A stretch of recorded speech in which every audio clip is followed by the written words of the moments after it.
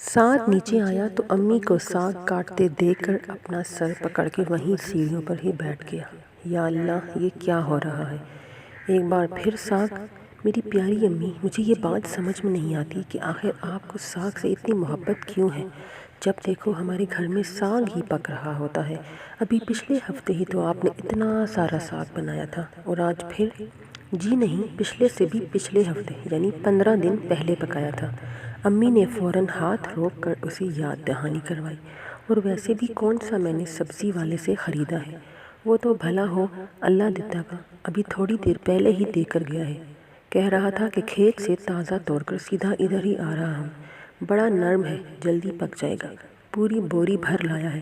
میں نے بس آدھا ہی رکھا ہے اور باقی ساتھ والی راشدہ کو دے آئی ہوں، بڑی شکر گزار ہو رہی تھی۔ اچھا، تو اس کا مطلب ہے کہ پہلے اللہ دتا کا بندوبست کرنا پڑے گا جو بوری بھر لاتا ہے۔ یہ یقیناً ہم سے کوئی پرانی دشمنی نکال رہا ہے، منحوس کہیں کا۔ ساگ کھلانے کے لیے اسے ہمارا ہی گھر ملا ہے؟ اب تم کیا کہہ رہے ہو؟ اسے منہ میں بڑبڑاتا ہوا دیکھ کر امی پوچھے بغیر نہ رہ سکیں۔ کچھ نہیں امی، بس میں یہی سوچ رہا ہوں کہ اب 2 دن آپ ہمیں کسی ڈاکٹر کے نسخے کی طرح ساگ ہی کھلائیں گی۔ رات کے کھانے پر ساگ، صبح ناشتے پر ساگ، پھر دوپہر میں ساگ ہی تو ہوگا۔ گویا ساگ نہ ہوا کوئی دوائی ہو گئی۔ تو اس میں حرج ہی کیا ہے؟ اتنے مزیدار تو ہوتا ہے۔ امی کو سعد کی تنقید ذرا بھی پسند نہ آئی، اس لیے خفگی بھرے انداز میں بولی، تو پھر ٹھیک ہے، آپ کھائیں اور ابو کو بھی کھلائیں۔ میری طرف سے 2 دن کھانے کی ہڑتال سمجھیں۔ سعد اپنا فیصلہ سنا رہا تھا۔ کیوں بھائی برخوردار، قربانی کا بکرا سمجھ رکھا ہے مجھے جو ساگ کھلانے کا مشورہ دے رہے ہو؟ بس بیگم صاحبہ، بہت ہو گئی، ہمارے صبر کو مت آزمائیں، یوں روز روز ہم سے ساگ نہیں کھایا جاتا۔ سعد کی بات سن کر ابو بھی بولتے ہوئے ساتھ والے کمرے سے نمودار ہو گئے۔ چلیں جی، یک نہ شد دو شد، امی ماتھے پر ہاتھ رکھ کر بولی۔ سعد بیٹا جی، میں بھی تمہارے ہڑتالی کیمپ کا ممبر ہوں۔ ابو اب سعد کے کندھے تھپ تھپاتے ہوئے اسے یقین دلا رہے تھے، اور مجھے بھی اپنے ساتھ شامل سمجھے۔ سعد کی چھوٹی بہن مائرہ نے دور سے ہاتھ ہلائے۔ اس کا مطلب ہے ادھر آوے کا آوا ہی بگڑا ہوا ہے، پھر میری دال کہاں گلنی ہے؟ امی پر تو گویا محاوروں کی آمد ہو رہی تھی۔ آج سے ہمارا ساگ کے خلاف علم بغاوت بلند ہے، لہٰذا ہم سب اس کیمپ میں بیٹھیں گے۔ ابو کا نعرہ سن کر امی اب اچھی خاصی خفا ہو چکی تھیں اور لگیں پھر سے شکوہ کرنے۔ آپ بجائے ان بچوں کو سمجھانے کے الٹا ان کی حوصلہ افزائی کر رہی ہیں۔ بس بیگم صاحبہ، میں اپنی بچہ پارٹی کے ساتھ ہوں، اب تو یہاں دمادم مست قلندر ہی ہوگا۔ ابو دونوں بچوں کو ساتھ لگاتے ہوئے بولے تو امی نے چھری وہیں پٹخ دی۔ لگتا ہے ان سب نے تو ساگ نہ کھانے کی نیت کر لی ہے، پھر مجھے کیا ضرورت ہے صرف اپنے لیے اتنا تردد کرنے کی۔ اٹھاؤ نذیرہ یہ ساگ اور لے جاؤ گھر، تم پکا لو، اور ہاں، میرے لیے ابلے ہوئے ساگ کی 1 پلیٹ ضرور بھجوا دینا، تڑکا میں خود لگا لوں گی۔ امی نے سارا ساگ کام والی ماسی کو دے دیا اور خود غصے سے اٹھ کر فرش تک گئیں اور گوشت کا پیکٹ نکال کر کچن کی سلیب پر رکھائیں، اور نذیرہ خوشی خوشی ساگ سمیٹ کر چلتی بنی۔ یہ ہوئی نا بات، میری امی زندہ باد! سعد نے خوشی سے نعرے لگانے شروع کر دیے، جبکہ مائرہ ابو کی طرف دیکھ کر وکٹری کے نشان بنا رہی تھی، جو ابھی تک ہنس رہے تھے۔ نہیں، آخر ساگ کھانے میں برائی کیا ہے؟ اس کے تو طبی فوائد ہی اتنے سارے ہیں، پیٹ کے بہت سے مسائل تو محض ساگ کھانے سے ہی حل ہو جاتے ہیں۔ امی سے ابھی تک ساگ کی ناقدری برداشت نہیں ہو رہی تھی، لگیں اس کی خوبیاں گنوانے۔ امی، اس میں برائی والی صرف ایک ہی بات ہے کہ یہ ہمیں اکثر کھانا پڑتا ہے۔ مائرہ نے بھی اپنی رائے دینا مناسب سمجھی۔ بس پھر کیا تھا، امی طیش میں آ گئیں۔ لائے تو صحیح اب اللہ دتا ساگ، میں اسے گھر میں گھسنے ہی نہیں دوں گی۔ دے آئے جا کر کسی قدردان کو، اس گھر کے ناشکرے لوگوں کو اس نعمت کی قدر نہیں۔ یہ ہوئی نا بات بیگم، بہت اچھا فیصلہ کیا ہے آپ نے تو۔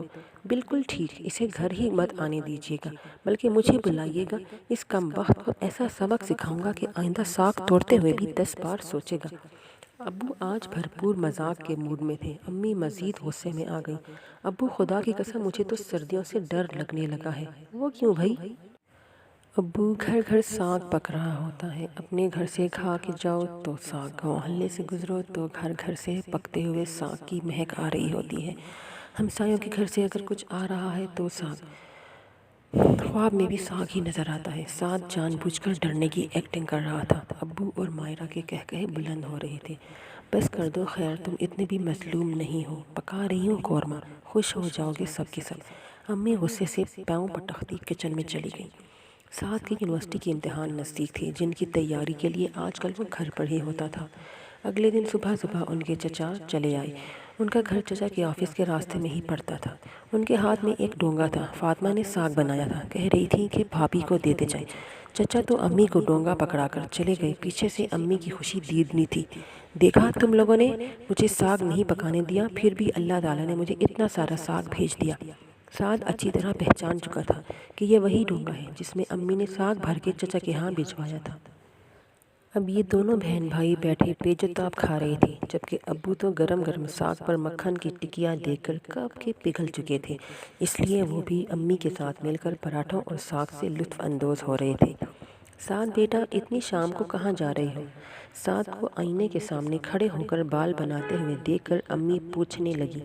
امی، فرحان نے اپنے گھر بلایا ہے، ہمیں مل کر پیپر کی تیاری کرنی ہے، میں جلدی آ جاؤں گا۔